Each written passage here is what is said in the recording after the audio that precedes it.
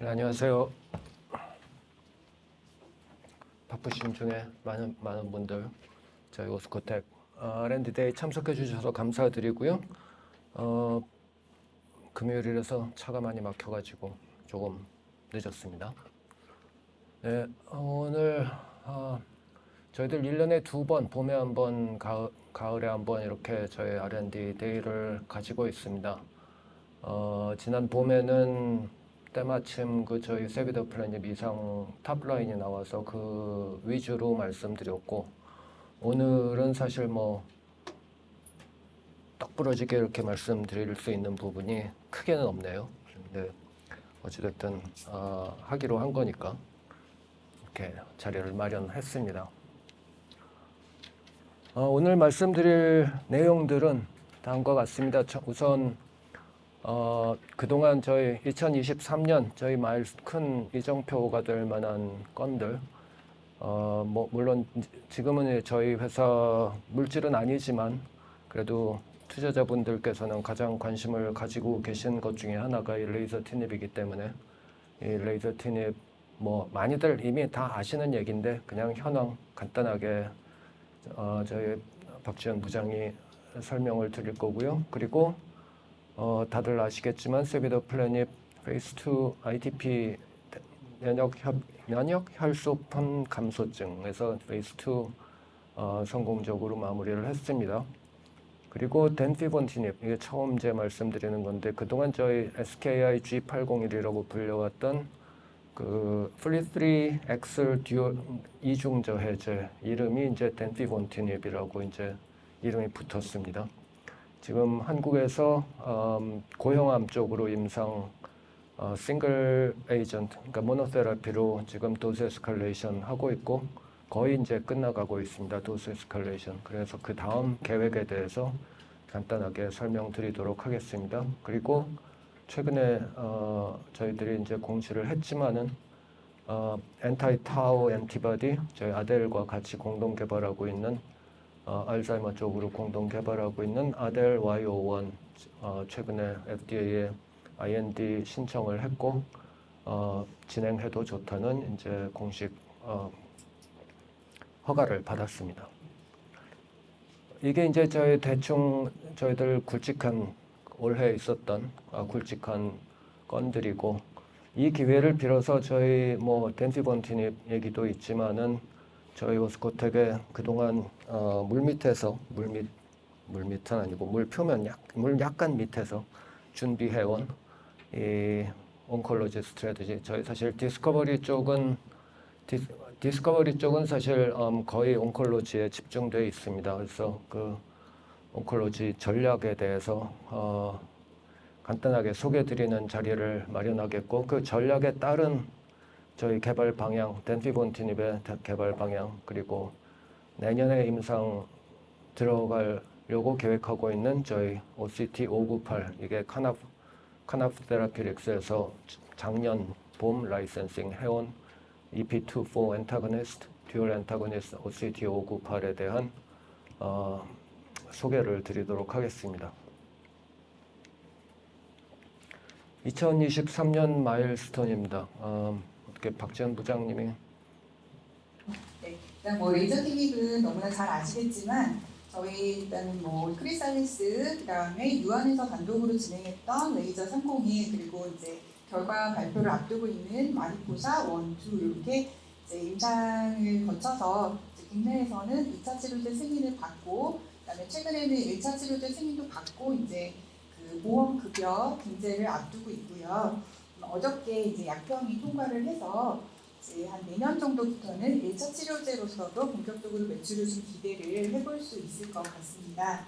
그리고 이제 얀센에서 진행하고 있는 마리포사 1, 2, 3상이죠. 그거 결과가 지금 에스모에서 10월 지금 다다음 주 정도에 발표가 될 예정인데, 그거 이제 결과 나오게 되면 이제 분석을 통해서 내년 정도에 이제 허가 진행이 되고 그 이후 상황에 대해서 좀 팔로우업 해보시게 되면 저희 좀 좋은 소식 기다릴 수 있을 것 같습니다.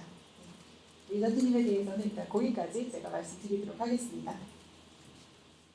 네, 잘 아시겠지만 이 마리포사 1은 퍼스트 라인에서 이 오스모티닙하고 헤드투헤드로 비교한 거고요. 마리포사 2는 오스모티닙을 쓰다가 진행한 환자들에 대해서 그 임상을 진행한 것입니다. 근데 사실 이 마리포사 2 같은 경우는 이미 일상에서 좋은 결과가 나왔었고 초기 임상에서 좋은 결과가 나왔었고 사실은 저희는 신속 허가를 먼저 받고 그 다음에 3상을 진행하면서 신속 허가를 진행할 걸로 옛날엔 예상을 했었는데 신속 허가를 안 하고 그냥 3상까지 마저 진행을 하고 허가 신청을 들어가는 것 같습니다. 네, 세비도플래닙입니다. 세비도플래닙은 올 봄에 이제 ITP 면역 혈소판 감소증에서 페이스 2를 끝냈고요. 그리고 뭐 언론에서 어떻게 발표가 됐든지 간에 저희들은 성공한 임상이라고 생각을 하고 이 임상을 통해서 뭐 각종 기존의 약제들뿐만이 아니라 지금 현재 후기 개발 중인 다른 경쟁사 약물에 비교해서 결코 뒤지지 않은, 좋으면 좋았지, 더 나으면 낫지, 결코 뒤지지 않는 좋은 약효, 듀러블한 에피커시를 보여줬고, 특히 이제 그 대상 환자가 지금 현재 기존 약물, TPO, 트롬보포에틴 리셉터 아고니스트라든지 그런 것들에 대해서 안 듣는 환자들을 대상으로 한 임상이었기 때문에 시장에서의 포텐셜은 충분하다고 생각을 합니다. 그래서 거기다가 이제 시장에 나온다면은 사실은 그때 저희들은 분석이 완전히 끝나지 않아서 봄에 말씀드릴 때 이 디테일한 부분까지는 말씀을 못 드렸는데 사실 시장 출시까지 생각한다 그러면은 저희들이 이제 거기서 발견한 건 이 GI 톨러러빌리티, 그러니까 사이드 이펙트 중에서 우리가 그냥 독성이라고 생각하는 그레이드 3 뭐 이런 그런 것도 물론 이제 굉장히 낮았지만 그레이드 1, 2라 하더라도 이 GI 톨러러빌리티, 이 너시아라든가 보밋, 구토라든가 뭐 이런 것들은 이제 실제로 시장에 나왔을 때 그 환자들이 어떤 약을 복용하다가 약을 바꾸는 굉장히 주요한 요인이 되거든요. 그런 면에서 저희들이 GI 톨러러빌리티가 굉장히 잘 나왔었습니다. 거의 노시아나 보밋 이런 것들이 이제 굉장히 없었습니다. 특히 이제 다른 경쟁 약물, 릴사브루티닙이라든가 다른 약물들에 비해서. 그래서 그런 게 이제 마켓에 나온다면은 저희들 어떤 특장점으로 주장을 할 수 있을 거라는 기대를 가지고 있습니다. 어쨌든 저희들 현재로서는 이 파트너링 지금 복수의 파트너링 대상, 포텐셜한 파트너들과 지금 디스커션을 진행 중이고 잘 아시겠지만 이런 비즈니스는 사인을 할 때까지는 뭐 진행 상황을 공개할 수 없는 거기 때문에 저희들이 지금 상황에서 특별히 드릴 말씀은 없습니다. 단지 이제 저희들은 파트너가 누가 됐든지 간에 어떤 식의 파트너십이 됐든지 간에 가능하면 빨리 허가 임상을 들어가는 게 목표이기 때문에 그 허가 임상 지금 파트너링 디스커션이 진행되는 이 동시에 지금 가능한 한 빨리 3상을 들어갈 수 있는 준비를 지금 맞춰가고 있습니다. 특히 CMC 저희들이 지금 캡슐로 진행했기 때문에 이걸 태블릿이나 다른 좀 더 3상 혹은 커머셜하게 쓸 수 있는 그런 포뮬레이션으로 바꾸고 그거에 대한 생동 임상을 또 해야 되는 부분이 있습니다. 이게 지금 가장 시간을 끄는 문제고 지금 열심히 이걸 준비를 하고 있습니다. 그리고 현재 그 Orphan Drug Designation 신청을 지금 거의 신청 단계에 있고 올 연말이나 내년 초에는 이제 Orphan Drug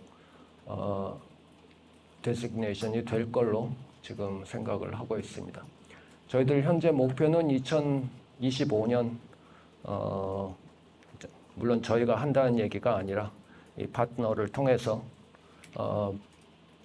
2025년 상반기에는 허가 임상을 피보탈 스터디를 시작할 수 있도록 저희들이 준비하고 파트너링을 하고 그런 걸 지금 목표로 하고 있습니다.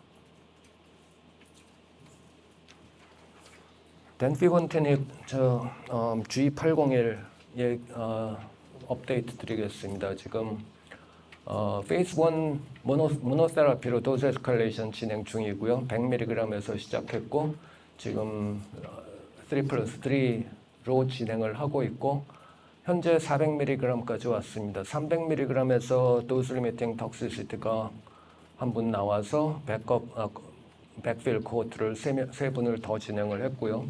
거기서 또 DLT 안 나왔고 그다음 400mg으로 올렸고 400mg에서 지금 뭐 조금 그레이드 3 다이어리아가 한 분 나와서 또 백필 코호트를 지금 진행하고 있습니다.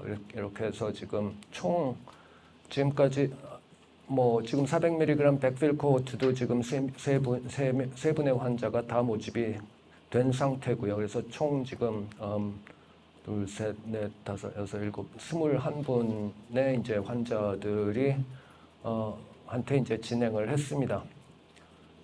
물론 이제 저희들 애시당 쪽 이 나중에 뒤에서 말씀드리겠지만 이 엑셀 인히비터로서 어떤 특히 이런 말기암 환자분들한테 모노테라피, 그러니까 싱글 단독으로 어떤 효능이 있을 걸로 기대는 하지 않았고요. 역시 마찬가지로 지금까지 21분 환자 중에서 공식적으로 스테이블 디지스가 한 두세 분 정도 있었고 공식적으로 어떤 효능은 모노테라피 에피커시는 지금 보이지는 않았습니다. 단지 이제 저희들이 휴먼에서 파마코키네틱스를 확인을 했고 굉장히 긴 half-life를 가지고 있고 도스 디펜던트하게 조금씩 익스포저가 증가하는 것 PK를 이제 확인을 했고 이게 이제 나중에 RP2D 그러니까 나중에 이제 용량을 정하는데 이제 중요한 요인이 될 것으로 알고 있습니다. 지금 이 모노테라피 도스 에스컬레이션이 끝나가면서 이제 본격적으로 어떤 환자들을 대상으로 어떻게 개발을 할 것이냐를 지금 오랫동안 고민을 해왔고 지금 저희들이 생각하고 있는 개발 방향은 다음과 같습니다. 지금 결국 이제 페이스 1B, 2A 프루프 오브 컨셉을 준비하고 있고 여기서 이 컨셉을 어떻게 가져갈 것이냐가 이제 키 포인트인데 저희들 생각에 이 컨셉은 뒤에서 다시 말씀드리겠지만 엑셀 이니비션이 이 튜머의 어떤 스트레스 리스폰스, 어댑티브, 그러니까 튜머 셀들이 어떤 다른 키모테라피라든가 다른 치료제를 줬을 때 튜머 셀들이 겪는 스트레스, 결국 튜머 셀들 입장에서 겪는 스트레스, 결국은 어떤 키모테라피를 한다는 건 튜머 셀들 입장에서는 자기들이 죽어나가는 거기 때문에 그거에 대한 어떤 스트레스 리스폰스를 통해서 어떤 서바이벌을 모색하는 중요한 그 출구가 이 엑셀이라고 생각을 하고 있고 결국은 이 치료 내성의 중요한 매개를 하는 엑셀이 중요한 매개를 한다라고 저희들은 생각하고 있습니다. 그래서 결국은 저희들은 엑셀 이니비터가 가장 임상에서 효과적일 수 있는 거는 이 다른 그 캔서셀을 죽이는 다른 치료제와 함께 쓰면서 이 캔서셀들이 죽어가면서 만들어내는 그런 내성 발현을 차단한다는 관점을 가지고 있습니다. 그래서 저희들 임상 계획은 지금 난스몰셀 런캔서에서 플래티넘이라든가 혹은 더스탁슬, 플래티넘이라면 조금 더 앞라인이 되겠고 더스탁슬이면 조금 뒷라인이 되겠는데 거기서 그런 스탠다드 오브 케어에 애드온 하는 방식으로 지금 개발을 하려고 진행을 하고 생각을 하고 있습니다.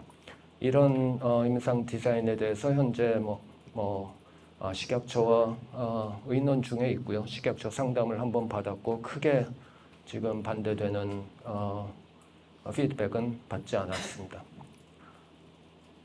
그래서 이제 내년 초면은 이제 페이스 1B 현재 계획으로는 내년 초에 페이스 1B에서 도스 파인딩을 그러니까 컨비네이션 도스 파인딩을 시작하고 거기서 이제 도스가 결정되면은 컨트롤 스터디로 지금 페이스 2A를 진행하려고 계획하고 있습니다. 그다음 또 다른 마일스톤은 저희 아델 YO1 임상 시작입니다. 지금 아시겠지만 아델 YO1은 타우 엔티 타우 엔티바디입니다. 타우 프로틴은 알츠하이머에서 이제 가장 중요한 그런 알츠하이머의 그런 마커 중에 하나죠. 마커 프로틴 중에 하나죠. 아밀로이드 베타와 함께. 지금 저희는 이제 타우를 타겟하는 어프로치들이 꽤 있지만은 저희들은 그 중에서도 가장 저희들이 생각할 때 가장 패톨로지컬하게 그러니까 보통 노멀 그러니까 환자가 아닌 분들한테서는 발현이 안 되고 환자에서만 특이적으로 그러니까 알츠하이머가 진행하면서 특이적으로 발생한다고 믿고 있는 280번 라이신에 아스틸레이션 된 아스틸 K280을 타우를 타겟으로 하는 그런 엔티바디입니다. 이 뭐 여러 가지 뭐 이 자리에서 다시 다 보여드리진 않겠지만은 뭐 전임상 여러 가지 인비트로 인비보 전임상 모델에서 굉장히 좋은 효능을 보였고 그리고 아주 그 기대되는 그런 효과를 보인 바 있습니다. 그 데이터들은 이제 뭐 올해 중반에 이 Journal of Clinical Investigation에 발표가 됐었고요. 그리고 뭐 이런 페이퍼에 싣지는 못하지만은 저희들 내부적으로 가지고 있는 거는 이 엔타이타우 엔티바디 현재 임상 개발 중인 엔타이타우 그러니까 경쟁사들의 이 미드 리전 타겟팅하는 세컨 제너레이션 엔티타우 엔티바디들하고 비교를 했을 때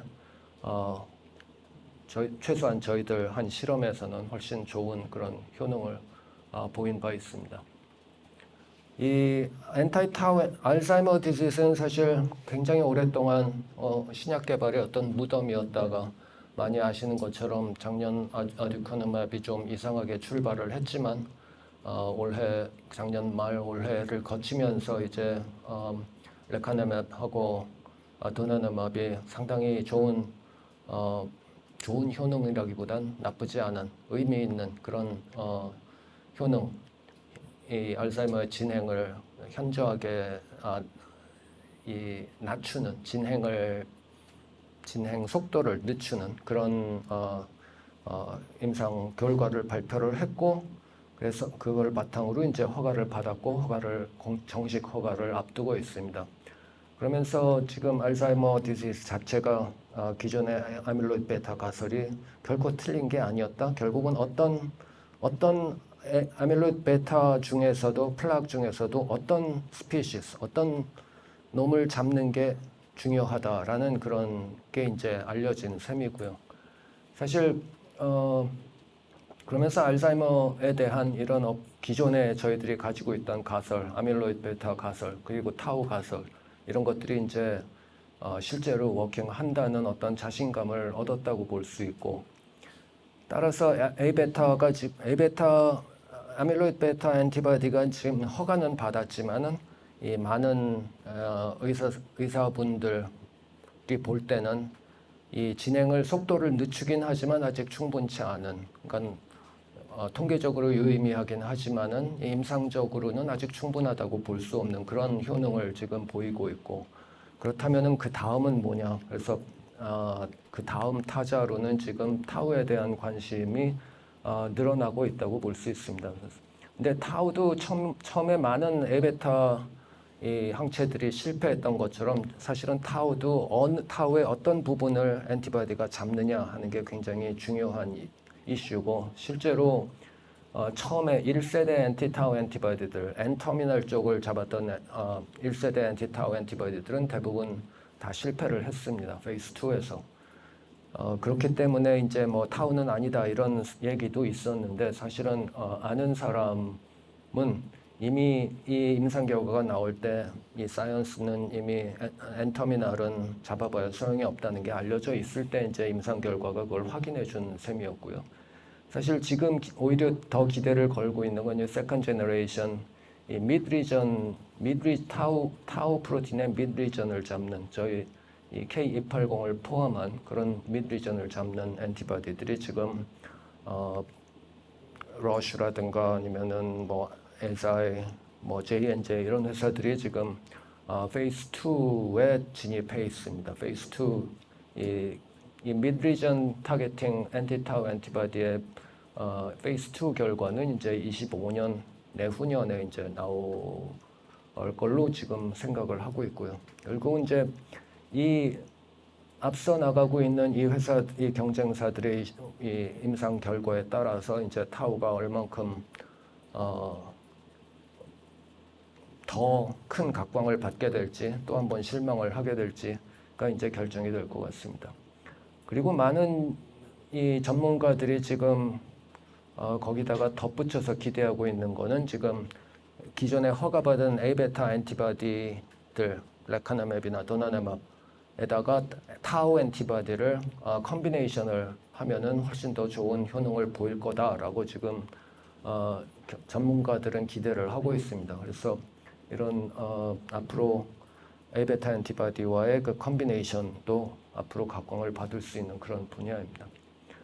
그래서 저희들은 이제 이런 2025년 결국 이제 타우가 성공적이 되든 성공적인 어떤 붐이 일어난다면은 그때 이미 저희는 임상에서 어느 정도 페이스 1을 끝낸 그런 상태가 될 상태를 준비하는 것이 저희들이 지금 하고 있는 일이고 그래서 이제 바로 한두 달 됐죠. 지금 IND가 어프로벌이 됐고 이제 내년 초부터 실제로 이제 물론 이제 first in human 도징이 시작될 예정입니다. 물론 이제 페이스 1은 이제 싱글 어센딩 도즈는 이 헬티 벌리언트한테서 시작되고 PK나 뭐 톨러러빌리티 이런 걸 볼 거고 페이스 1B 멀티플 어센딩 도즈를 이제 실제 알츠하이머 환자한테 시도를 할 계획입니다. 그런 임상 디자인입니다. 네, 여기까지가 이제 올해 있었던 좀 뭐 굵직한 일들에 대한 업데이트고요. 처음 말씀드린 것처럼 이 기회를 빌어서 이제 뭐 저희들 사실 그 밑에 있는 파이프라인, 프리클리니컬과 디스커버리 쪽에 있는 지금 파이프라인은 대부분이 온콜로지 파이프라인입니다. 캔서 타겟입니다. 그렇기 때문에 이제 우리가 어떤 식으로 온콜로지를 캔서 쪽에 항암제 쪽에 접근을 하고 있는지 거기에 대해서 이제 간단하게 소개를 드리도록 하겠습니다. 지금 항암 치료에서 가장 많은 항암 치료제들이 뭐 지금 ADC라든가 무슨 TPD 무슨 뭐 각종 모달리티, CAR-T 뭐 이런 걸로 지금 많이들 개발을 하고 각광을 받는 분야들이 있지만 대부분은 결국 다들 아시는 것처럼 항암제는 완치가 거의 없습니다. 항암제는 그냥 어떤 좋은 약을 쓰더라도 결국은 또 재발을 합니다. 그게 이제 그리고 재발을 하게 되면은 그 재발한 암은 훨씬 더 악성인 암으로 재발을 하게 되겠죠. 그러니까 항암제는 사실 우리가 뭐 세컨드 라인, 서드 라인, 포스 라인 뭐 이런 식으로 쭉 얘기하는 이유가 퍼스트 라인에서 실패하면은 퍼스트 라인에서 처음에 듣는다 해도 그 다음에는 다시 재발하기 때문에 그 다음 세컨드 라인으로 뭘 쓰게 되고 그 다음 서드 라인 이런 식으로 계속 라인 바이 라인 애프터 라인 이렇게 진행을 하게 됩니다. 결국 이 레지스턴스 혹은 릴랩스 그리고 궁극적으로는 메타스테이시스 이게 이제 진짜 환자의 생명을 앗아가는 그런 부분들입니다. 진짜 당장의 종양 사이즈가 줄어들고 이런 것보다는 결국은 이 릴랩스 내성이 생기고 이 메타스테이시스 진행되는 게 진짜로 이제 환자의 생명을 앗아가는 그런 부분이죠. 그리고 뭐 최근 들어서 더 많이 이제 연구가 되는 부분은 사실은 이러한 기존의 어떤 치료제를 뭐 키모테라피뿐만이 아니라 타겟ted 테라피도 마찬가지인데 타겟ted 테라피는 뭐 가티나 뭐 내지는 뭐 ADC 이런 것까지 다 포함이죠. 타겟ted 이런 걸로 이런 항암 치료를 했을 때 그 치료 자체가 오히려 이 암의 진행을 촉진시킨다. 여기서 암이라는 건 사이즈를 크게 만든다가 아니라 이런 릴랩스라든가 메타스테이디스로 뭐 전이로 갈 수 있는 그런 성향을 더 키운다. 그런 오히려 치료제 자체가 이런 악성을 더 뭐 조장하는 그런 연구 결과들이 많이 있습니다. 결국 이제 현재 기존의 컨벤셔널한 기존 치료 패러다임의 문제는 이 맥시멀 튜머 셀 킬링, 캔서 셀들을 어떻게 잘 죽일 것인가에 이제 그 포커스가 되어 있습니다. 캔서 셀들을 어떻게 잘 죽일 것이냐. 그래서 어떻게 하면 노멀 셀은 안 죽이고 캔서 셀만 스페시픽하게 잘 죽일 수 있을 것이냐. 이게 기존 지금 항암 치료 패러다임입니다. 표적 항암제, 무슨 ADC도 결국 그 튜머에만 스페시픽하게 발현되어 있는 어떤 타겟으로 딜리버리해서 암세포만 죽인다. 뭐 이런 결국은 암세포를 죽이는데 이제 포커스가 맞춰져 있습니다. 물론 이제 항암 치료제, 항암제뿐만이 아니라 이 항암 암의 어떤 진행을 판단하는 근거도 대부분이 이제 종양 사이즈죠. 그러니까 오버올 리스폰스 레이시나 뭐 프로그레션 프리 서바이벌 이런 것도 결국은 암이 얼만큼 줄어드느냐, 종양이 얼만큼 줄어드느냐, 얼만큼 그 줄어든 상태를 오래 유지하느냐, 다시 안 자라느냐 그런 종양 사이즈에만 지금 포커스가 맞춰져 있습니다. 근데 많이들 현장에 있는 분들은 많이들 인정하는 게 사실 오버롤 서바이벌 진짜로 치료를 했을 때 궁극적으로 이 환자들이 얼만큼 오래 사느냐 하는 것과 이 프로그레션 프리 서바이벌 암이 다시 자라냐 안 자라냐 이 두 개 사이에 큰 상관관계가 물론 암종에 따라서 좀 다르지만 큰 상관관계가 없다는 건 이미 잘 알려져 있습니다. 그래서 그 이유가 이런 테라피 레지스턴스가 생기는 이유가 뭐냐 하는 걸로 이제 많은 설들이 있고요. 물론 당연히 이제 튜머 헤테로지니티에서 튜머에는 굉장히 다양한 셀들이 있고 우리가 예를 들어서 EGFR 드리븐 셀들이 많이 있지만은 EGFR 이니비터를 치면은 EGFR에 의해서 드리븐되지 않는 다른 튜머 셀들이 이제 또 자라나기 시작하니까 그런 인트린식한 레지스턴스에 대해서도 얘기를 합니다. 그렇지만 이제 최근 들어서 훨씬 더 많이 사람들이 얘기하는 거는 그 치료제 자체가 이 캔서 셀의 어떤 스트레스를 유발하고 종양의 어떤 스트레스를 유발하고 그 스트레스에 대응하는 메커니즘으로 이 이볼루션을 한다. 캔서 셀들이.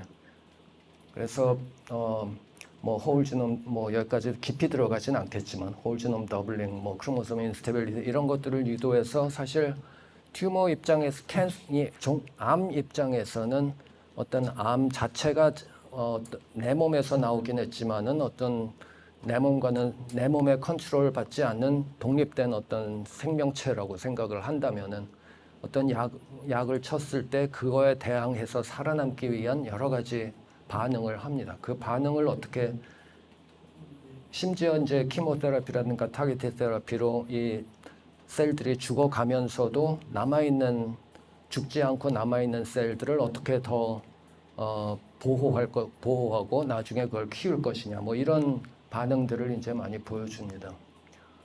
그 중에 지금 대표적이라기보다 지금 많이들 얘기하고 있는 게 결국은 이제 캔서 라이프 사이클이라는 얘기를 많이 합니다. 그러니까 여기서 각종 스트레스에 의해서 물론 이제 캔서 셀 자체는 처음에 이제 DNA 데미지에서 시작이 되는 거고 그러면 DNA 데미지가 생기면 대부분의 셀들은 죽어야 되는데 죽지 않고 남아 있는 셀은 이제 이런 테트라플로이드, 폴리플로이드 뭐 이런 쪽으로 진행을 해서 이런 폴리플로이드 셀이 만들어지면은 얘네들은 이제 훨씬 더 스트레스 레지스턴트한 셀이 되고 이런 얘네들이 이제 이런 폴리플로이드로 남아 있지 않고 얘네들이 이제 환경이 다시 좋아지면은 다시 이제 리덕션 디비전 요 폴리플로이드라는 건 결국 이제 염색체가 두 쌍으로 있는 게 아니라 네 쌍, 여덟 쌍, 뭐 16쌍 이렇게 이제 핵이 굉장히 커지는 그런 상태입니다. 이 상태에서는 굉장히 서바이벌은 잘하지만은 증식하기는 자기 증식하기는 굉장히 어렵죠. 그러다가 이제 어느 정도 적응이 되면은 이 폴리플로이드에서 다시 다이플로이드로 만들어지면서 요 과정에서 이 과정은 뭐 너무 학문적으로 깊게 들어갈 필요는 없고 어쨌든 마이오틱진들 결국은 이 마이오틱진들이 액티베이션 된다. 결국은 이 마이오시스라는 건 우리가 뭐 저희들이 우리 몸에서 어떤 뭐 정자나 난자를 만들 때 그냥 마이토시스는 사실 똑같은 셀이 자기랑 똑같은 셀을 만들어내는 과정이고 복제하는 과정이고 마이오시스라는 거는 이 내가 가지고 있는 어머니로부터 받은 염색체와 아버지로 받은 염색체를 뒤섞어 가지고 새로운 염색체를 만들어내고 그게 이제 다른 정자와 난자와 결합하면은 그런 식으로 이제 다른 2세대가 만들어지죠. 그래서 제 밑에 세대 아들하고 딸은 엄마 아빠하고는 상당히 다른 그런 사람들이 되죠.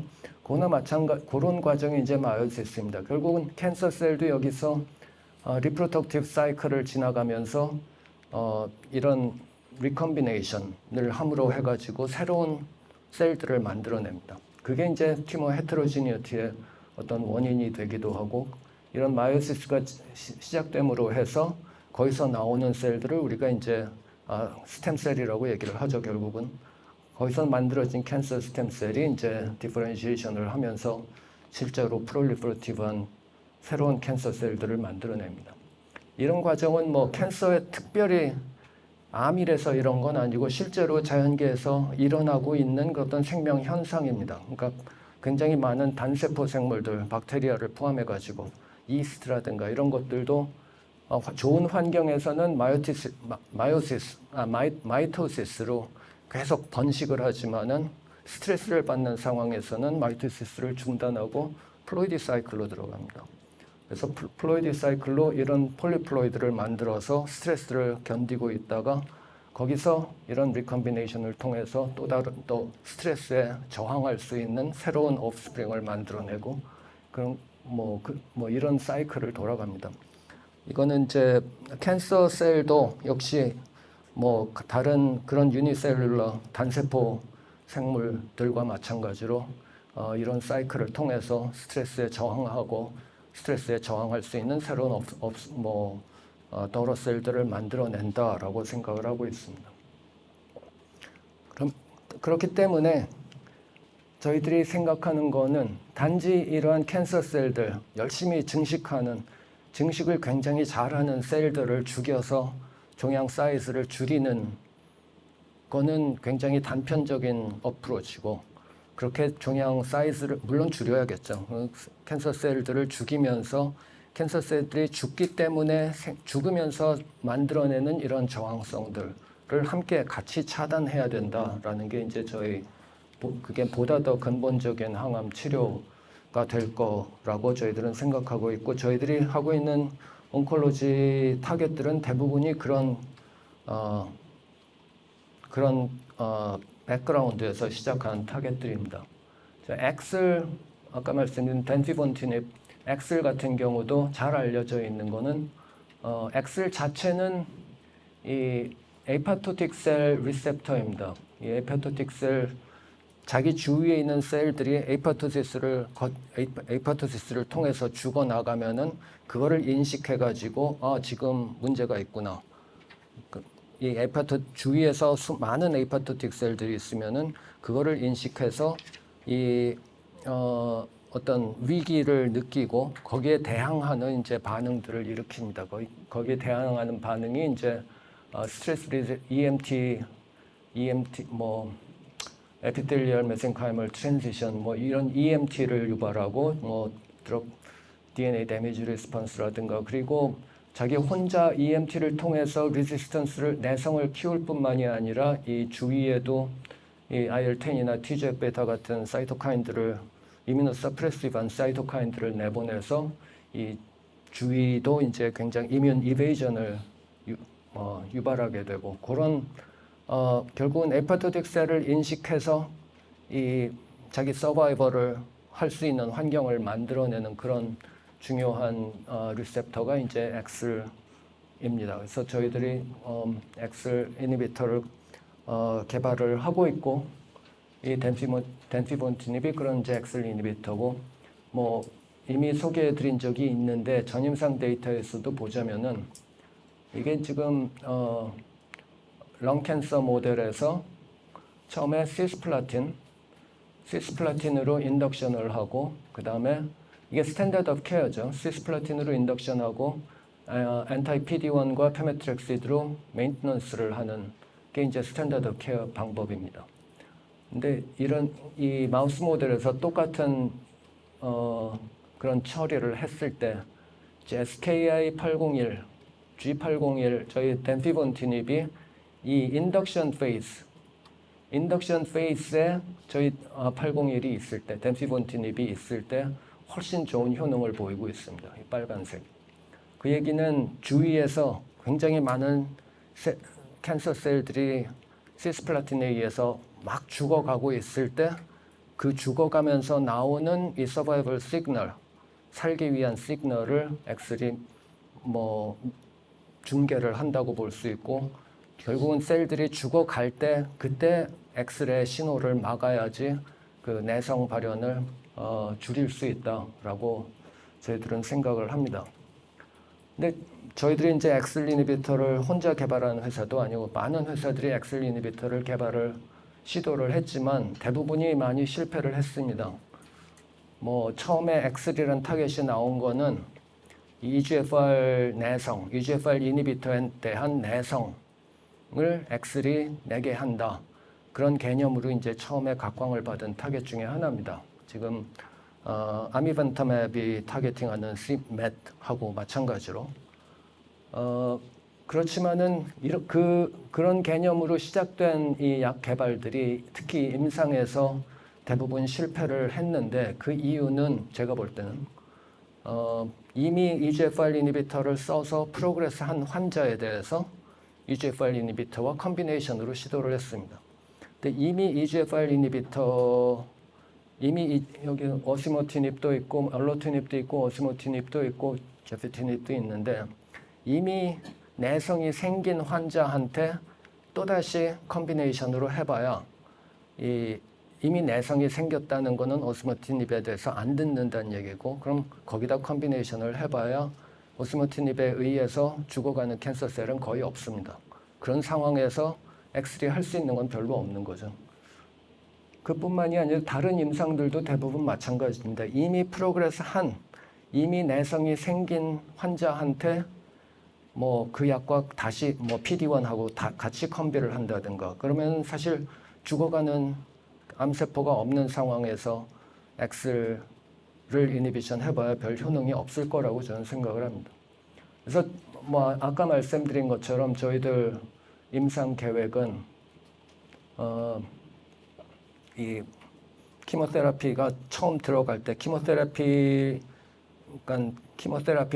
나이브한 환자, 키모테라피를 안 썼던 환자에 대해서 뭐 그 전에 타겟ted EGFR 이니비터를 썼든 아니면 PD1 뭐 키트루다 모노테라피를 했던 키모테라피를 안 썼던 환자들에 대해서 키모테라피가 처음 들어갈 때 그때 같이 키모테라피에 리지스턴한 환자가 플래티넘에 리지스턴한 환자가 아니라 플래티넘 나이브한 환자한테 처음 들어갈 때 같이 저희 엑슬 이니비터를 애드온 함으로써 내성 발현을 훨씬 없애든지 훨씬 늦출 수 있지 않을까 그런 생각을 가지고 있고 그런 관점에서 아까 말씀드린 그런 임상 계획을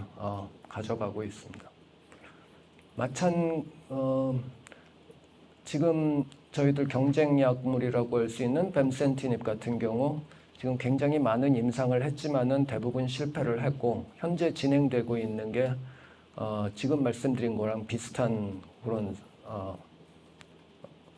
임상이 지금 진행되고 있습니다. 지금 펜브롤리즈맵 카보 이 스탠다드 오브 케어에 애드온하는 퍼스트 라인에서 애드온하는 방식. 단지 이제 이 기존 스탠다드 오브 케어에 훨씬 더 안 듣는 PD-1에 훨씬 더 안 듣는다고 생각하는 이 STK11 뮤테이션이 있는 환자들에 대해서 그런 임상을 지금 진행을 하고 있습니다. 이 결과가 이제 내년 내후년 정도 나올 것 같습니다. 그동안은 그 덴지본티닙 얘기였고 저희들 그 EP24 antagonist, EP2, EP4 dual antagonist 이제 OCT598 마찬가지 기전입니다. 이건 피닉스 라이징 패스웨이라고 보통 얘기하는 게 이제 이 상처가 치료될 때 우리가 어떤 상처를 받아 뭐 칼로 비었다 뭐 이런 상처가 치료될 때 우리 처음에 인플레이션이 막 일어났다가 뭐 그런 과정들은 저희들이 다 겪은 바가 있죠. 그런 메커니즘이 어떻게 되느냐 하면은 이런 상처가 생겼을 때 뭐 상처 때문에 생긴 셀 데스도 있지만은 거기서 이제 이뮨셀들이 인플레이션이 진행되면서 이뮨셀들이 와가지고 거기서 죽어가는 그러니까 굉장히 상처 주위에 많은 셀들이 이제 에파토시스를 통해 죽어갑니다. 근데 에파토시스를 통해서 죽어갈 때 거기서 에파토시스 셀이 죽으면서 그 에파토시스 과정에서 생기는 이 캐스페이스 3가 이 포스폴라이페이스 A라는 것을 이런 프로틴을 액티베이션 시키고 이 포스폴라이페이스 A가 아라키도닉 애시드를 만들고 이 멤브레인에 있는 리피드로부터 아라키도닉 애시드를 만들고 그게 이제 결국 프로스타글란딘의 프리커서입니다. 결국 이 셀 데스가 PGE2 프로스타글란딘 E2를 만들어내는 셈입니다. 그리고 이 프로스타글란딘 E2가 그 리제너레이션, 그러니까 우운드 힐링 그런 쪽으로 작용을 해서 뭐 핏줄도 끌어오고 뭐 이 스템셀도 액티베이션 시키고 뭐 이런 식으로 해서 이제 티슈가 다시 리제너레이션 하는 중요한 결국은 이펙터 역할을 하는 게 이제 이 프로스타글란딘 E2입니다. 이건 우리가 노멀한 그런 인저리에 대한 반응이고 사실 캔서라는 것 자체가 이제 보통 낫지 않는 상처라고 이제 바이올로지컬리는 그렇게 얘기하는 사람들이 있습니다. Wound that never heals. 근데 결국은 이 캔서도 이 프로스타글란딘, 이 피닉스 라이징 패스웨이를 써서 그 암 자체, 종양 자체의 어떤 서바이벌을 유도하는 게 이제 알려져 있습니다. 예를 들어서 이 프로스테이트 캔서 셀에 키모테라피 에토포사이드를 친 다음에 24시간 친 다음에 다시 그걸 키모 드럭을 없애고 그걸 가만 놔두면은 이제 이 셀들이 막 죽어가는 걸 볼 수 있습니다. 죽어가지만은 이 많은 셀들이 죽어가지만 거기서 살아남는 셀들은 아까 말씀드린 그 폴리플로이드 셀, 폴리플로이드 자이언트 캔서 셀이라고 보는 굉장히 큰 세포들이 만들어지고 걔네들이 결국은 셀 넘버로 보자면은 한 일주일 지나면서 셀들이 굉장히 줄어들지만은 그냥 2주쯤 지나면은 다시 굉장히 막 올라가기 시작합니다. 그래서 19일째는 이제 다시 셀들이 굉장히 많아지는 이런 사이클을 거치게 되는데 이 셀들이 가장 많이 죽어나갈 때가 에파토틱 셀들이 가장 많을 때고 그때가 또 프로스타글란딘 E2가 가장 높을 때입니다. 결국 셀들이 가장 격렬하게 에파토시스로 죽어나갈 때 이 프로스타글란딘 E2가 가장 많이 나오고 그게 이런 내성을 유도한다. 결국 뭐 잘 안 보이시겠지만 여기에 뭐 인도메타신, COX-2 이니비터, 프로스타글란딘을 만드는 이 COX-2 이니비터를 쓰면은 이렇게 셀이 다시 리파퓰레이션 하는 거를 막는다. 이런 이제 연구 결과가 있습니다. 결국은 이 프로스타글란딘 E2의 역할은 노멀 티슈에서는 상처를 치료하고 티슈를 다시 재생하는데 역할을 하지만은 캔서셀에서는 그 똑같은 그 기전을 써가지고 이 치료에 대한 내성을 만들어내고 뭐 면역 회피를 하는데 이제 이 프로스타글란딘 E2가 작용을 한다고 생각을 하고 이 PGE2가 작용하는 리셉터가 바로 이 EP2, EP4입니다. 그래서 이 EP2, EP4를 막음으로써 이런 내성을 막을 수 있다라는 게 이제 저희 생각이고 실제로 아까 보여드린 실험과 거의 같은 실험입니다. 시스플라틴으로 인덕션하고 안타이피디원 페메트렉시드로 뭐 메인터넌스를 했을 때 이번 경우에는 그러니까 저희 OCT598, EP2, EP4 듀얼 안타고니스트가 처음부터 같이 있으면은 캔서 셀들이 이게 없을 경우에는 그냥 스탠다드 오브 케어만 했을 때는 한 뭐 26일, 30일 되면 캔서가 다시 자라나기 시작하지만 이 OCT598이 같이 있을 때는 완전히 없어지고 완전히 튜머가 사라진 것을 볼 수가 있습니다.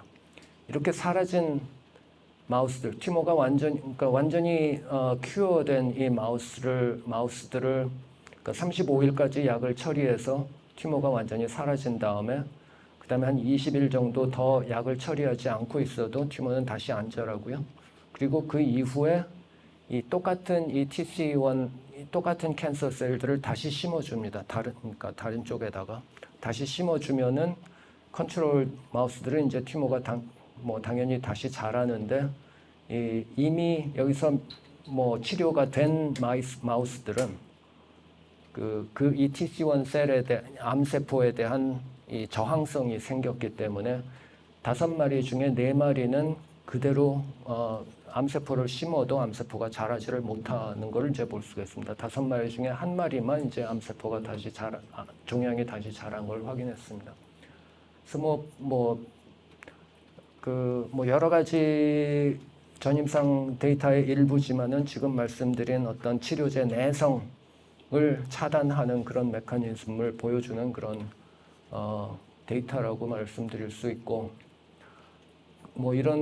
이것뿐만이 아니라 이제 여기서 이제 렁 캔서 모델이지만 이제 다른 가스트릭 캔서나 프로스테이트 캔서 쪽으로 뭐 비슷한 개념의 지금 트랜슬레이션 중개 연구를 지금 진행하고 있습니다. 그런 것들을 바탕으로 이제 지금 내년 3분기 정도에 지금 IND를 계획하고 있습니다.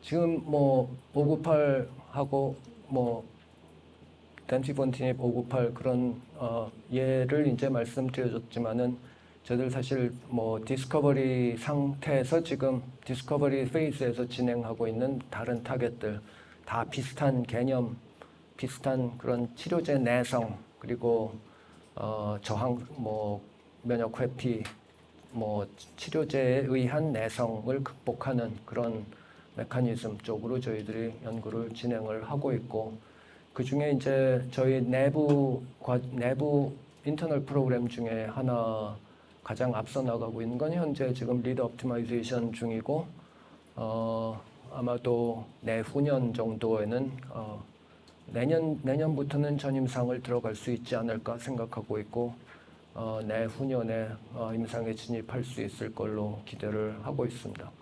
그 밖에 이제 아시겠지만 저희들이 바이오리버트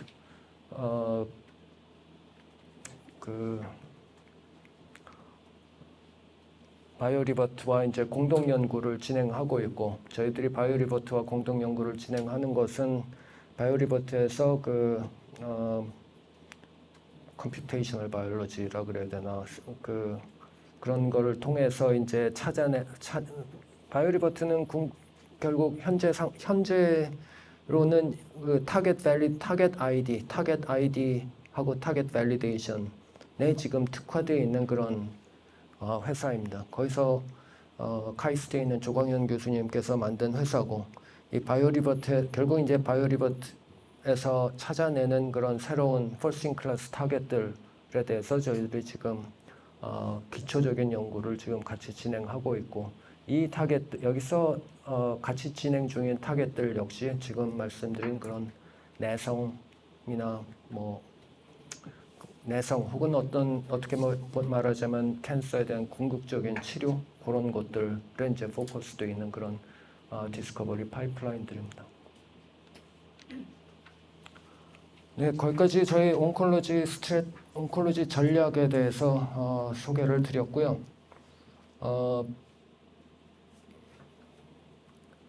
나머지는 이제 내년 올 연말 포함해서 내년에 어떤 일들이 있을 것인가 이제 조금 추려봤습니다.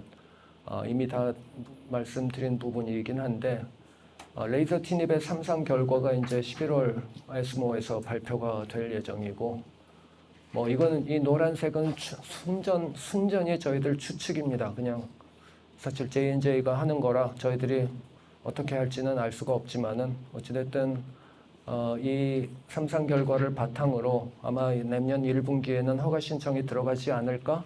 만약 허가 신청이 들어간다면은 최소한 마리포사 2 같은 경우는 어떤 급박성이 있기 때문에 현재 언맨 니즈이기 때문에 뭐 최소한 둘 다 혹은 최소한 둘 중에 하나 정도는 프라이어리티 리뷰가 가능하지 않을까? 만약에 프라이어리티 리뷰가 FDA에서 이제 프라이어리티 리뷰를 한다 그러면은 뭐 6개월 심사 기간이 6개월 정도 될 거고, 그럼 내년 4분기에는 뭐 허가가 가능하지 않을까? 뭐 이런 추측을 하고 있습니다. 순전히 그냥 추측입니다. 그리고 세비도플래닙 같은 경우 아까 지금 뭐 내년 1분기 이전에는 이제 오펀 드럭 데지그네이션 가능할 걸로 예상하고 있고 현재 파트너링 디스커션이 계속 진행되고 있고 저희들 생각은 그 3상 시작되기 3상 준비가 그러니까 실제로 3상 그 3상에 대해서 3상 디자인에 대해서 FDA랑 얘기하고 뭐 이런 실제 3상이 시작되기 그러니까 3상 준비가 시작된 CMC나 이런 부분 말고요. 실제로 이 3상 임상 자체를 준비를 시작하기 전까지는 파트너링이 돼야 될 거라고 생각하고 있고 그래서 내년 중에는 어떤 식이든 이 파트너링 딜이 있을 걸로 저희들도 기대를 하고 있습니다. 그리고 덴피본티닙 지금 말씀드린 대로 페이스 1B가 이제 시작될 거고요. 내년 1분기에 내년 1월부터. 그리고 아델 YO1이 지금 IND 허가를 받고 퍼스트 인 휴먼 도징이 이제 시작될 거고요. 598 지금 말씀드린 EP2, EP4 엔타고니스트 내년 3분기 정도의 IND 지금 목표로 하고 있습니다. 그러면서 지금 진행하고 있는 다른 그런 중개 연구 결과들 같은 거 내년 뭐 이맘때쯤 어떤 학회를 통해서 어디든 학회를 통해서 발표를 할 생각을 하고 있고 아까 말씀드린 지금 디스커버리 파이프라인 중에 이제 가장 앞서가고 있는 그런 프로젝트에 대해서 아마 내년 하반기면은 공개를 그러니까 뭐 학회를 통해서 공개를 하고 개발 계획을 말씀드릴 수 있지 않을까 그런 생각을 하고 있습니다. 네, 오늘 오스코텍 2023년 하반기 R&D 데이 내용은 여기까지고 저희들 뭐 혹시 질문하실 거 있으면 성심성의껏 답드리겠습니다.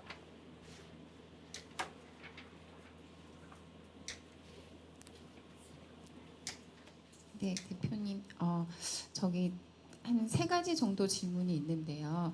첫 번째는 이제 저희가 이제 지난번 R&D 대회에서도 설명을 해주셨던 것 같긴 한데 그 세비도플래닙을 지금 뭐 파트너링을 찾고 있고 하니 그래도 좀 상업화에 그나마 조금 한 단계씩 이제 다가가고 있는데 저희가 이 세비도플래닙을 가치를 한번 생각을 해볼 때 그 회사에서 생각하시는 그 타겟 시장 마켓의 크기를 한 어느 정도 예상을 하고 계시는지 왜냐하면 기존에 나와 있는 제품들이나 뭐 이런 것들 대비해서 훨씬 더 우수하다고 하시니 회사에서 생각하시는 그런 뭐 시장 점유율 뭐 앞으로 임상이 진행돼 봐야 알긴 하겠지만 궁극적으로 좀 먼 관점에서 보시더라도 어느 정도 타겟을 타겟 시장 크기를 생각을 하시는지 궁금하고요. 두 번째는 지금 그 아델에 대해서 설명을 해주셨고 올 초에 이제 논문이 나오긴 했는데 좀 저희가 이제 확인을 해봐야 되긴 하겠지만 좀 쉽게 그 에피커시가 워낙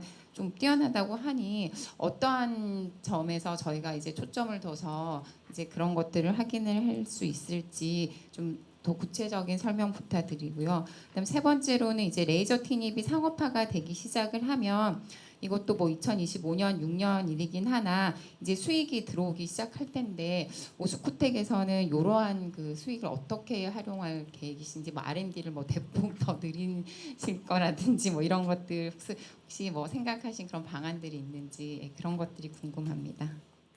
네, 우선 세비드 플래닛 예상 매출액 같은 걸로 이제 말씀을 물어보셨는데 물론 아무도 모르죠.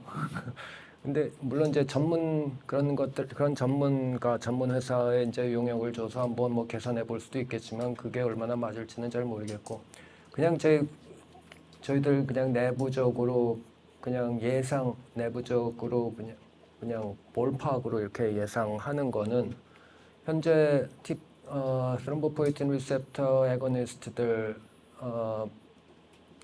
지금 한 1.5조 정도 팔리고 있고요. 근데 둘 다 이제 금방 이미 이제 특허가 끝난 걸로 최근에 특허가 만료된 걸로 알고 있고 그래서 그러면은 이제 저희 예를 들어서 세비도 플래닛이 시장에 들어가서 그걸 그만큼을 대체할 수 있을 거냐 그렇게까지는 이제 욕심은 부리지 않고 있습니다. TPRA 자체가 이제 상당히 좋은 약들이고요. 거기에 듣는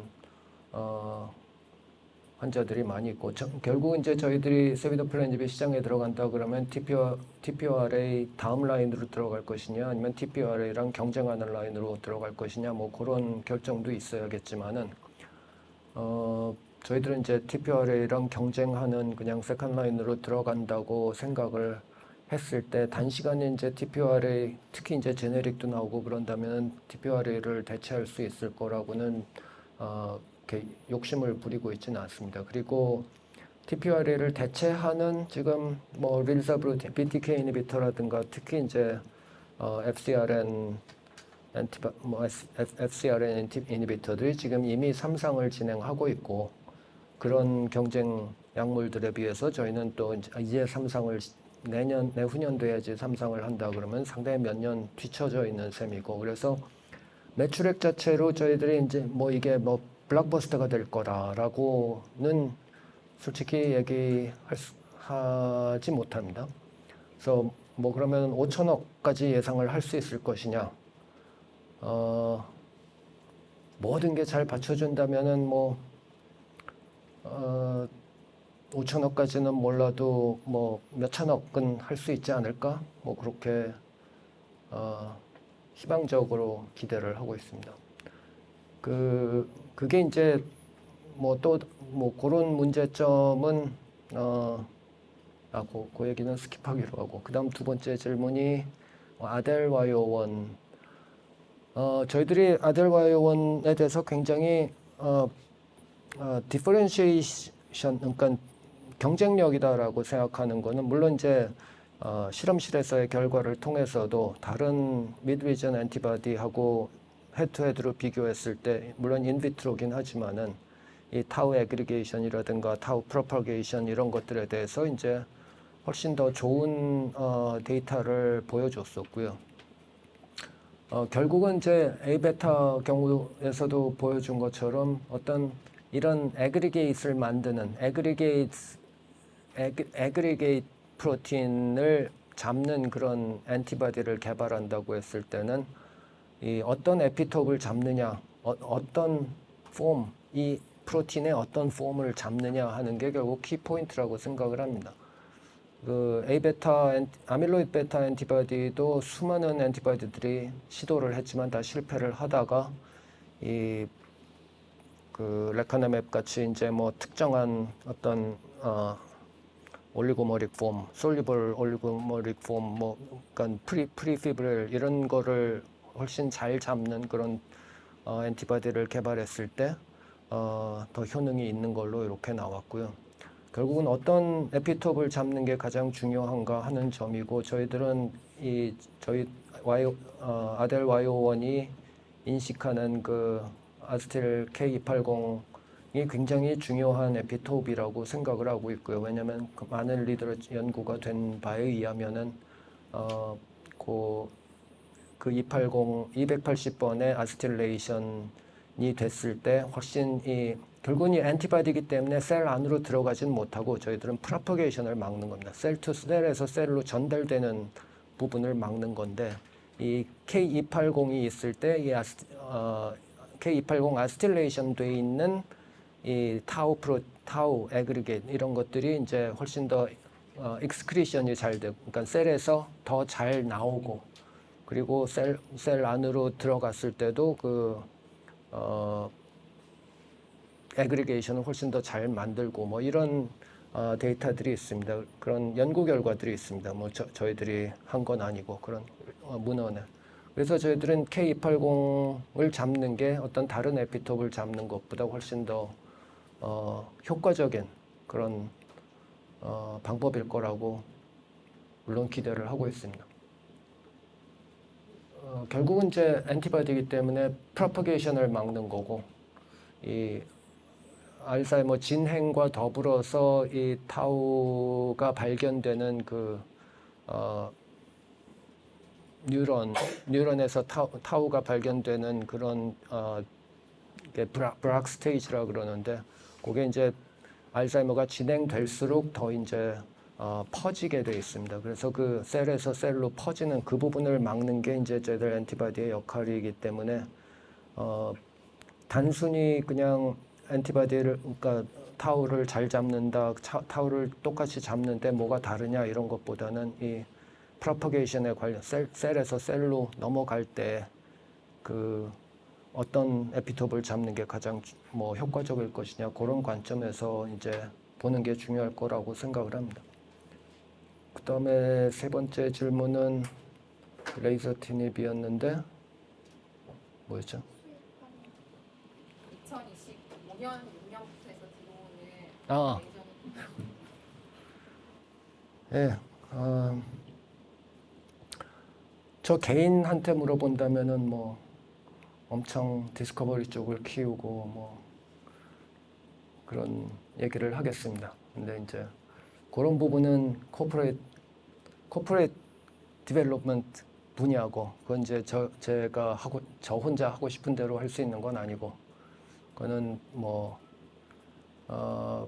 저희 보드라 그래야 될까요? 그래서는 뭐 상당히 지금 보수적으로 생각하고 있고, 현재까지는 결국은 이제 돈이 들어오지도 않았는데 뭘 하겠다고 막 하는 거에 대해서 조금 조심스럽고요. 돈이 들어온 다음에 얘기가 될 것 같습니다. 예.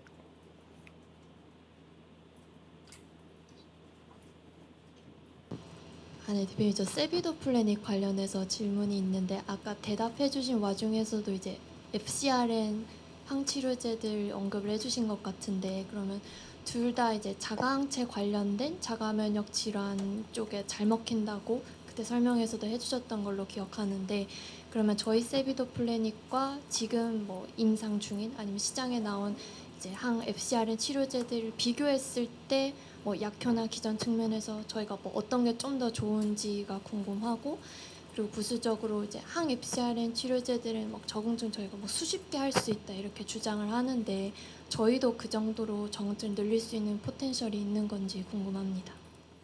네, 좋은 질문 감사합니다. FcRn에 대해서 뭐 제가 저희 게 아니니까는 뭐 공부를 엄청 많이 하진 않았지만, 그냥 대충 FcRn의 그 작용 기전으로 봤을 때는 기존의 이런 많은 뭐 혈액 질환 아니면 뭐 염증성 질환에서 많이 하는 그 이뮤노글로불린 IVIG 결국은 마찬가지가 아닌가 저는 그렇게 생각을 하거든요. 결국 혈중에 있는 엔티바디를 그냥 없애는 그런 기전인데 결국은 IVIG가 그러니까 이뮤노글로불린이 뭐 굉장히 많이 쓰이고는 있지만 결국은 제가 제 개인적인 생각은 FcRN은 IVIG를 대체할 수 있는 뭐 타겟팅으로 해서 대체할 수 있는 뭐 그런 기전이라고 생각하고요. 단순히 그 결국은 엔티바디 혈중에 다니는 그냥 거의 모든 엔티바디를 그냥 없애버리는 것과 저희 같은 경우는 오토 엔티바디의 그 작용점, 오토 엔티바디가 작용하는 부분을 이제 막는 것과 그러니까 비슷하면서도 차이점은 있을 거라고 생각을 합니다. 근데 뚜렷하게 그게 뭐가 될 거다라고는 뭐 임상을 해보기 전엔 모를 거고요. 대부분의 이 오토이뮨 쪽이 다 그렇듯이 사실 임상을 통해서 그러니까 다 비슷한 말은 할 수 있는데 예를 들어서 뭐 TH17을 막으면은 뭐에 좋다, 뭐 어떤 디지즈는 TH1이 드리븐이다, 뭐는 그렇게 예상은 할 수 있지만 결국은 이제 임상을 통해서 보여줄 수밖에 없는 거기 때문에 기전적으로 비슷하지만 다른 면이 있고 그거를 그렇기 때문에 조금 뭐 어떤 차별성을 예상은 할 수 있지만은 뭐 임상을 하기 전에 이제 뭐라고 말씀드릴 수는 없을 거라고 생각을 합니다. 근데 이제 ITP만 놓고 보자면은 FcRN은 아무래도 이제 뭐 지금 서큐도 삼성을 하고 있긴 하지만은 주사제라는 점이 이제 조금 다른 점이고 세이프티에 있어서는 뭐 저희는 비슷할 거라고 생각을 하고 지금 FcRN 3상 데이터하고 저희들 2상 데이터하고 비교하면은 사실 큰 차이는 없습니다. 그러니까 반응률에 있어서는. 그래서 물론 이제 그 FcRN 3상은 이제 IV 3상이었고 뭐 저희는 2상이고 뭐 그런 차이는 있지만 어쨌든 일단 뭐 엔포인트 하나를 가지고 비교한 그 반응률에서는 큰 차이가 없었고요. 그래서 효능에 대해서는 뭐 큰 차이는 없을 거라고 생각을 합니다. 단순히 이제 편의성이라든가 뭐 다른 부분들 그래서 이제 차이가 생길 거라고 생각하고 인디케이션 확장에 있어서는 사실 이 SYK라는 타겟 자체가 조금 많은 사람들한테 FcRN 이렇게 업앤커밍 타겟에 비해서 SYK라는 타겟 자체가 상당히 오래된 타겟이고 한때 상당히 관심을 끌었다가 조금 이렇게 뭐 아니네 뭐 이렇게 돼버린 타겟이라서 주로 이제 포스타마티닙 때문이긴 한데 그래서 뭐 실제로 저희들이 마음 먹고 이거를 뭐 저희들이 돈이 많아가지고 이걸 가지고 각종 뭐 혈액 질환, 염증성 질환 이런 데 다 시도를 하겠다면 충분히 다 할 수 있을 거라고 효과를 기대할 수 있을 거라고 생각합니다. 그렇지만 이제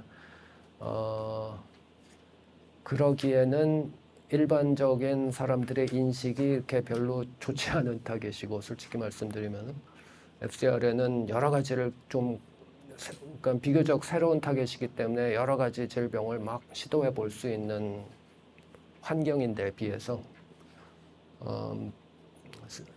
식 자체로 뭐 이렇게 막 인디케이션을 확장하기에는 조금 기전은 비슷하지만 그런 조금 사이언티픽하지 않은 심리적인 배리어가 좀 있다고 할까요? 그렇습니다. 근데 저희들 뭐 그냥 순전히 사이언스하고 기전만 놓고 본다면은 그리고 돈만 뒷받침 된다면은 상당히 많은 인디케이션 확장이 가능할 걸로 저희는 생각을 합니다.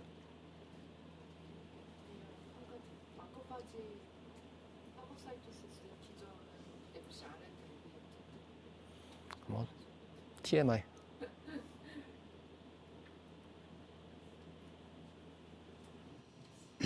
네, 안녕하세요. 저 맥쿼리 증권의 최준혁입니다. 오늘 발표 준비해 주셔서 너무 감사합니다. 한 가지 질문이 있는데요. 그 세비노플래닙 같은 경우에 임상 3상을 진행하는 데 있어서 파트너를 지금 찾고 계신다고 하셨는데 어떤 역할을 기대하시는지 좀 궁금합니다. 예를 들면 뭐 임상 디자인에 도움을 받고 싶은 건지 코스트 쉐어링을 하고 싶으신 건지 좀 컬러 주시면 감사하겠습니다. 기본적으로는 저희 뭐 물론 이제 현재 그 얘기하고 있는 파트너한테도 저희들 입장은 이렇게 설명을 합니다. 저희들이 가장 프리퍼하는 거는 그냥 outright licensing, 글로벌 라이센싱 아웃이다. 그 이유는 사실은 뭐 저희들 파이프라인 뭐 보셔서 아시겠지만은 저희들은 사실은 온콜로지에 좀 포커스를 하려고 하고 있고, 그리고 이 이뮤놀로지는 조금 뜬금이긴 하고, 물론 가장 앞서 나가 있는 거긴 하지만 뭐 그런 부분이 있으면서 또 하나는 결국 저희들의 어떤 포지셔닝, 저희들 사이즈라든가 아직까지는 이런 관점에서 봤을 때 저희들이 3상을 하고 이럴 만한 회사는 아니거든요. 글로벌 3상을 하고 그럴 만한 회사는 아니거든요. 저희들은 이제 포지셔닝을 디스커버리부터, 그러니까 퍼스팅 클래스로 디스커버리부터 어떤 프루프 오브 컨셉, 뭐 동물에서의 프루프 오브 컨셉이든 아니면 임상에서의 프루프 오브 컨셉이든 저희는 프루프 오브 컨셉까지를 현재로서는 현재 사이즈나 현재 상황에서는 거기를 이제 저희들이 포커스를 하려고 하고 있기 때문에 3상을 한다든가 뭐 이런 것들은 이제 굉장히 다른 볼 게임이거든요. 그거는 이제 커머셜한 부분까지 계속 생각해야 되고 아직까지는 저희들이 영역을 그렇게까지 확장할 만한 수준이 아니다라고 생각을 하기 때문에 저희들은 가장 선호하는 거는 그냥 라이센싱 아웃 하는 게 이제 저희들 기본적으로 선호하는 거고, 만약에 이제 라이센싱 아웃이 어렵다 그러면은 이제 저희들의 이제 키 포인트는 결국은 3상에 참여를 하게 될 수밖에 없다면은, 그러면은 이제 키 포인트는 저희들이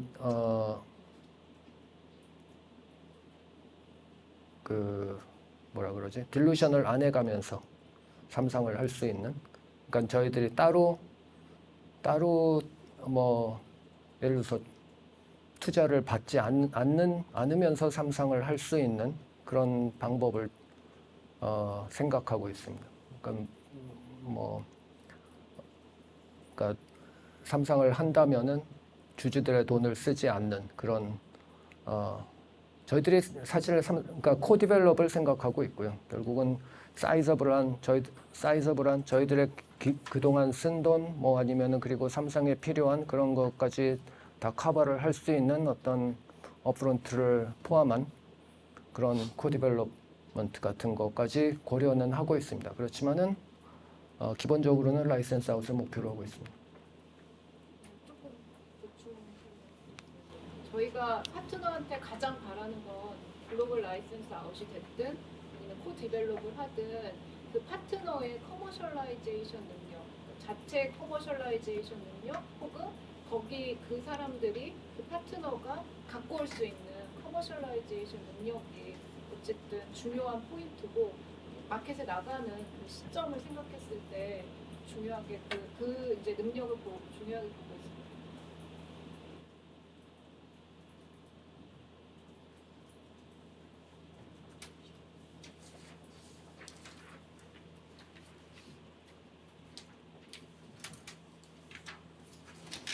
대표님 발표 감사합니다. 그 코드자산 한규민인데요. 저희 아델이랑 AX3랑 각각 궁금한 게 있는데, 아델 같은 경우에는 이제 에피커시를 많이 강조해 주셔서 저희가 언제쯤 그런 에피커시를 볼 수 있을지가 궁금하거든요. 그래서 이제 저희 1A에서 CSF 검사를 하시는지랑 아니면 이제 다른 저희가 볼 수 있는 삐리 바이오마커가 있으신지도 궁금하고요. 네.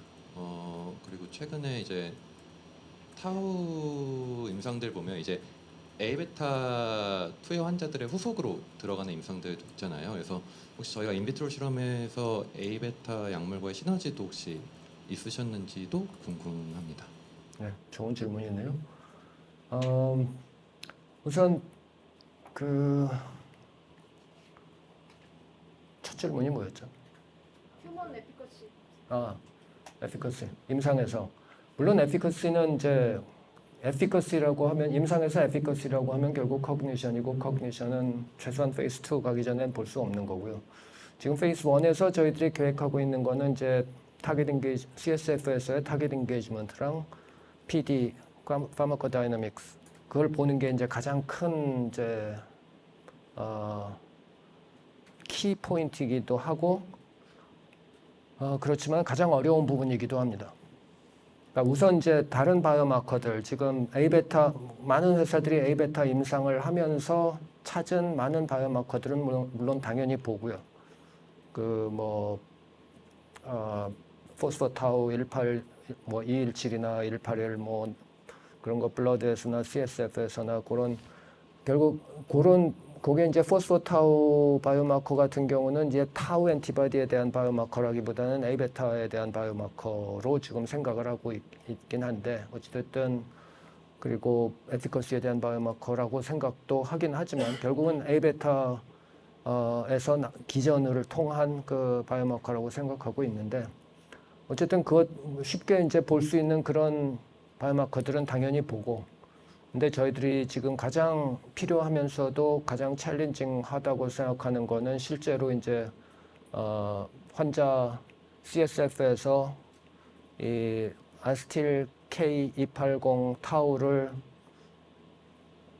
측정할 수 있을 것이냐, 그걸 어떻게 측정할 수 있을 것이냐, 그게 얼만큼 있을 것이냐, 그리고 거기에 우리 엔티바디가 실제로 환자한테 주사를 했을 때 실제로 CSF에서 그걸 그것과 바인딩 하고 있는 거를 우리들이 측정할 수 있을 거죠. 결국 타겟 엔게이지먼트랑 PD를 일상에서 환자들한테서 보여줄 수 있어야지 이제 일상의 가치가 가장 커지는 부분이거든요.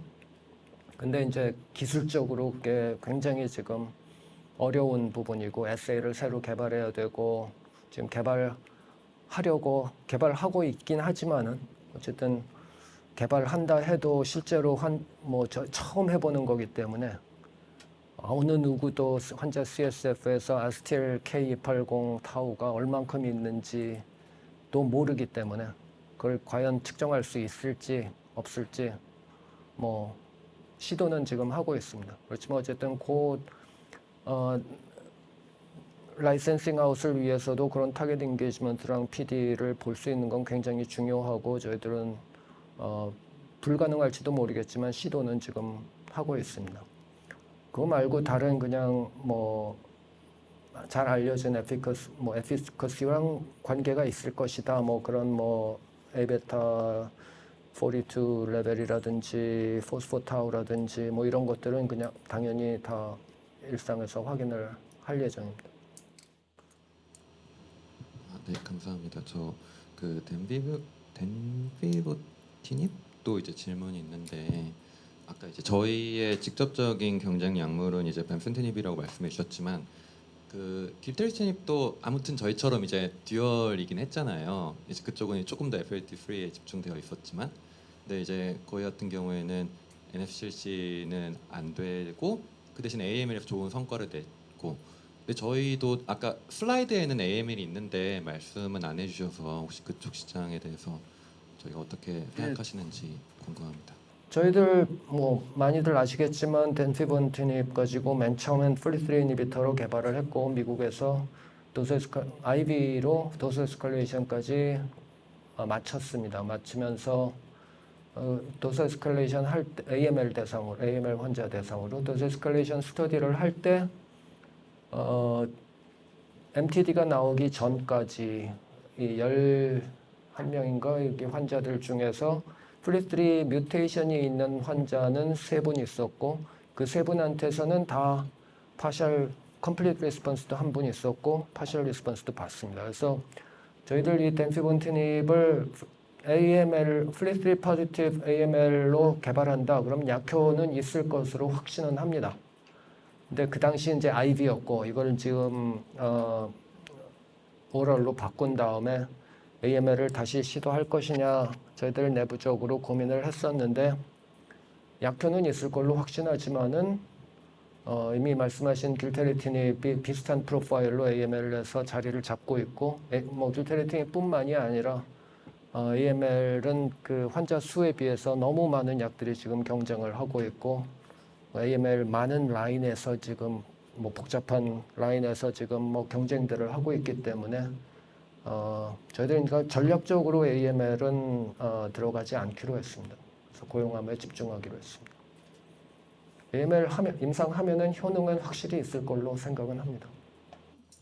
네, 오늘 바쁘신 가운데 참석해 주셔서 너무나 감사드리고요.